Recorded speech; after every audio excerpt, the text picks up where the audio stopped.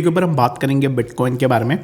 साथ ही में हम यहाँ पर डिटेल्स में बात करेंगे वज्रेक्स रिस्ट्रक्चरिंग के बारे में और यहाँ पे डिटेल्स में डिस्कस करेंगे कि अभी रिस्ट्रक्चरिंग में एक्चुअल में क्या हो रहा है। ठीक है, तो बाकी वीडियो में आगे बढ़ने से पहले ना यहाँ पर मैं लास्ट 7 डेज तक कोई भी वीडियोस नहीं बना रहा था।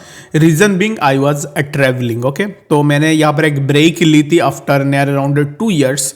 मैंने सोचा कि एक ब्रेक लिया जाए। ठीक है, तो दैट्स वाई मैंने एक ब्रेक ले ली थी। तो अभी इस टाइम पे आई एम बैक और बाकी आपको रेगुलर बेसिस में मॉर्निंग एंड इवनिंग में वीडियोज मिलते रहेंगे। ठीक है, तो सबसे पहले ना यहाँ पर इस टाइम पे अगर आप देखोगे तो वज्रेक्स का जो भी यहाँ पर अपडेट निकल के आ रही है वो बस यही है कि वो रिस्ट्रक्चरिंग कर रहे हैं। ठीक है, तो रिस्ट्रक्चरिंग में एक्चुअल में क्या हो रहा है उसके ऊपर हमने प्रीवियसली डिस्कस भी डिटेल्स पे करके रखा हुआ था कि एग्जैक्टली रिस्ट्रक्चरिंग में क्या क्या चीज़ें अभी इस टाइम पे आ रही है। ठीक है, तो restructuring a path to recovery और डिले। तो अभी इस टाइम पे जो रिस्ट्रक्चरिंग प्रोसेस है, इस प्रोसेस में क्या आपको जो फंड्स है वो मिल जाएंगे या फिर उसमें डिले आपको देखने को मिलेगा। ठीक है, तो वज्रेक्स रिस्ट्रक्चरिंग के बारे में अगर मैं शॉर्ट एंड सिंपल वे में आपको बताऊं तो रिस्ट्रक्चरिंग जो प्रोसेस है उस प्रोसेस में जितने भी यूजर्स है वज्रेक्स यूजर्स है उनसे ओपिनियन लिए जाएंगे कि एग्जैक्टली आप उस पर्टिकुलर रिस्ट्रक्चरिंग से यहाँ पर एग्री करते हो या नहीं।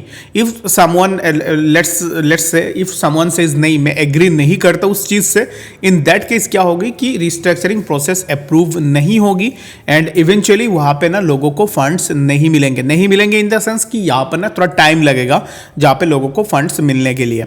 अभी बात आती है कि जो रिस्ट्रक्चरिंग प्रोसेस हो रही है तो is this A legit restructuring process, क्योंकि हमने देखा है कि प्रीवियसली जब उन्होंने रीबैलेंसिंग में भी कैलकुलेट की थी उस कैलकुलेशन में भी बहुत सारे फ्लॉज थे, मिस्टेक्स थे। लेकिन अभी इस टाइम पे जो रिस्ट्रक्चरिंग प्रोसेस आएगी उस प्रोसेस में क्या ये रिस्ट्रक्चरिंग प्रोसेस एक वैलिड और लेजिटिमेट रिस्ट्रक्चरिंग प्रोसेस होगी या नहीं, तो इसके ऊपर हमें आने वाले टाइम में देखना पड़ेगा।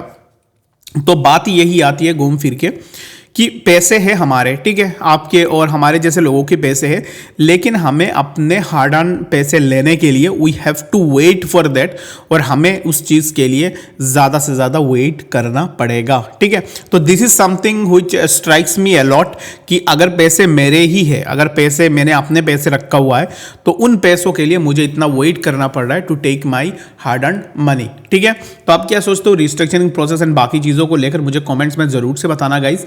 और दूसरी बात यह है कि अभी इस टाइम पे लेट्स सपोज कि वज्रेक्स अपना रिस्ट्रक्चरिंग प्रोसेस कर देता है, सब कुछ हो जाती है, तो इन दैट केस जो भी डिस्ट्रीब्यूटेड अमाउंट होंगे, लेट्स से कि वज्रेक्स ने जो आपके पास फंड्स थे 5 लाख के, 5 लाख में से आपके फंड्स का 45% आप डिडक्ट करोगे, उसके बाद जो भी फंड्स रहेंगे नियर अराउंड उन्हीं फंड्स में से अगर आपको कम फंड्स मिलते हैं दैट मीन्स कि इट्स ऑब्वियस कि किसी को भी ऐसे लगेगा कि एग्जैक्टली भाई मेरे इतने फंड्स थे यहाँ से इतने कैसे हो गए। दूसरी चीज़ ये है, I know some of my subscribers जिनके पोर्टफोलियो में रिपल XRP, जब XRP की प्राइस $0.28 के आसपास था, ठीक है, $0.28 टू बी ऑनेस्ट, $0.28 के आसपास जब XRP के प्राइस था तब बहुत सारे लोगों ने XRP को बाई किया था। अभी इस टाइम पे देखो तो XRP में 0.2825 के आसपास जो जोन था उस जोन से ऑलरेडी XRP ने बहुत अच्छा खासा रिकवरी ली है। तो इन दैट केस वज्रेक्स क्या कर रहा है अभी इस टाइम पे, जो भी फंड्स आपके थे उन फंड्स को भी यहां पर नहीं दे रहे हैं। ठीक है, जैसे कि लेट्स सपोज कि सोच लो कि XRP में आपका फंड्स है तो उन फंड्स में से आपके जो पैसे हैं वो already almost 3 to 4x already हो चुका है, लेकिन अकॉर्डिंग टू वज्रेक्स वो उसके कैलकुलेशन में भी अभी इस टाइम पे गड़बड़ी कर रहे हैं। ठीक है, $0.28 लगभग पकड़ लो 25 रुपीज़ के आसपास जब XRP था तब बहुत सारे लोगों ने बाई की थी। और अभी इस टाइम पे अगर मैं आपको बताऊँ XRP के प्राइस चल रहा है $2.5 के आसपास। ठीक है, तो $2.5 मतलब यहाँ पर आपका हो गया 219, ठीक है, 219 या 20 के आसपास, इतने में ऑलरेडी XRP के वैल्यू अभी इस टाइम पे चल रहा है। तो ये चीज़ है, बाकी आप मुझे बताना है कमेंट्स में कि आप में से कितने लोग ऐसे हैं जिनके साथ सिमिलर चीज़ें हो रही है। ठीक है, तो बात करते हैं अभी इस टाइम पे सबसे पहले BTC के बारे में कि एग्जैक्टली BTC में क्या नेक्स्ट मूवमेंट हमें देखने को मिलेगा। By the way, if you are someone जिसने अभी तक टेलीग्राम पे ज्वाइन नहीं किया है तो लिंक मैं डिस्क्रिप्शन में डाल दूंगा, वहां से जाके भी जरूर से ज्वाइन भी कर सकते हो। ठीक है, तो BTC के लिए अगर आप देखोगे ना तो प्राइस एक नैरो रेंज पे कंसोलिडेट हो रही है, प्राइस के ऊपर कोई भी खास मूवमेंट हमें देखने को नहीं मिल रहा है। खास मूवमेंट इन द सेंस कि इसी पर्टिकुलर ट्रेंड लाइन को भी अगर मैं देखता हूँ, लेट्स सी, तो ये जो पर्टिकुलर ट्रेंड लाइन है, इसी ट्रेंड लाइन को अगर आप देखोगे तो जब भी प्राइस ऊपर मूव करने की कोशिश कर रहा है, price is getting rejection from the trend line as well. Okay, so let's mark it.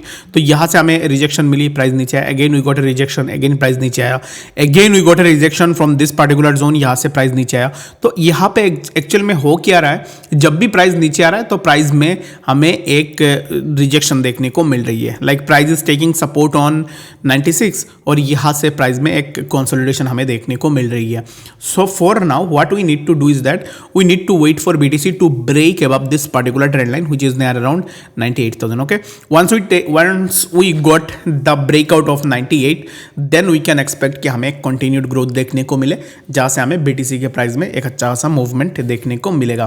तो let me know in the comments कि अभी इस टाइम पे आप BTC एंड बाकी ऑल्ट्स को लेकर क्या सोच रहे हो, आपके क्या ओपिनियन है बाकी ऑल्ट्स को लेकर, मुझे कमेंट्स में भी जरूर से बता सकते हो। और इस वीडियो के लिए फिलहाल इतना ही, मिलते हैं नेक्स्ट अपडेट्स के साथ, तब तक के लिए गुड बाय।